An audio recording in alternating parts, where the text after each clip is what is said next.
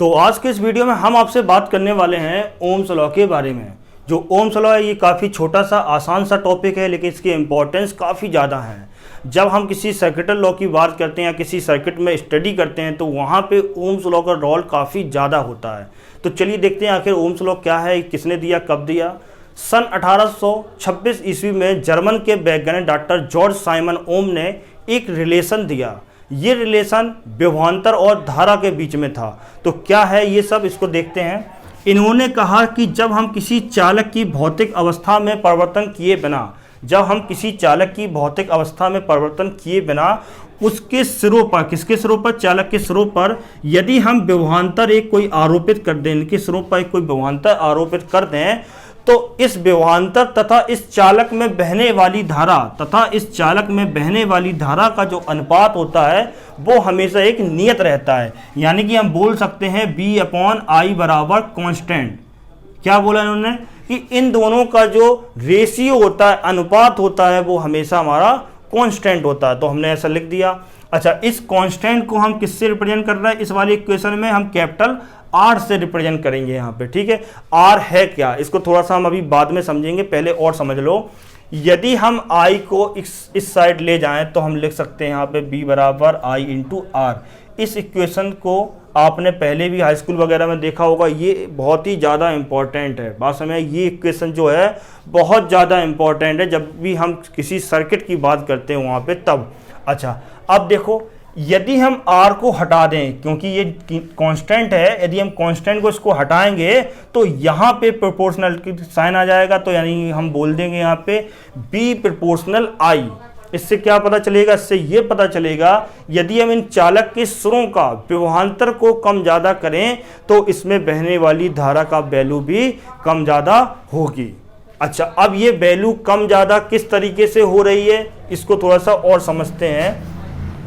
वापस इस वाली इक्वेशन में आ जाते हैं। यहाँ पे बोला जा रहा है B/I बराबर कांस्टेंट। यदि आप 8/4 लिखें तो इसकी जो वैल्यू आएगी वो कितनी आएगी? 2 आएगी।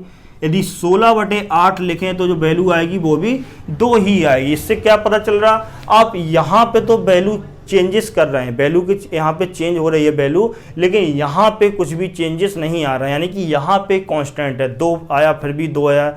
अच्छा, इससे क्या पता चल रहा कि B और I ये दोनों इस तरीके से कम ज़्यादा होते हैं कि इनका जो रेशियो होता है वो हमेशा कांस्टेंट होता है। उम्मीद है कि बात समझ में आ रही होगी।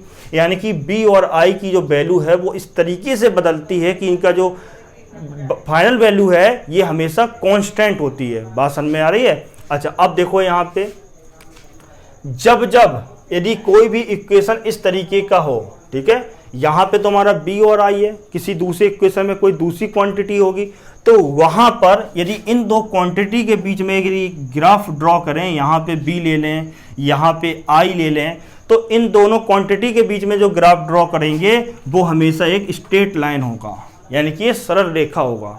अच्छा, ये क्यों होगा? क्योंकि इनकी वैल्यू एकदम बराबर रेशियो में कम ज़्यादा हो रही है। बात समझ में आई? इनकी जो वैल्यू है उनका रेशियो जो है बिल्कुल इक्वली है। तो यहाँ पे हमने क्या सीखा कि इन दोनों का जो रेशियो होता है वो कांस्टेंट होता है। इस कांस्टेंट को हम कैपिटल R से रिप्रेजेंट करते हैं। और ये होता क्या है? ये होता है चालक का प्रतिरोध।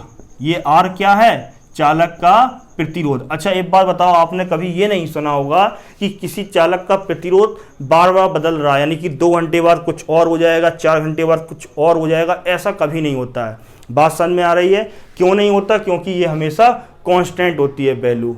वोल्टेज आप जो अप्लाई कर रहे हैं चालक में, आप कम ज़्यादा कर दें वोल्टेज को, 220 पे कर दें, 240 पे कर दें, 110 पे कर दें वोल्ट पे, लेकिन उस चालक का जो प्रतिरोध होगा वो हमेशा कांस्टेंट रहेगा। बात समझ में आ रही है? इसका मात्रक जो होता है, इसका मात्रक कैसे निकालेंगे?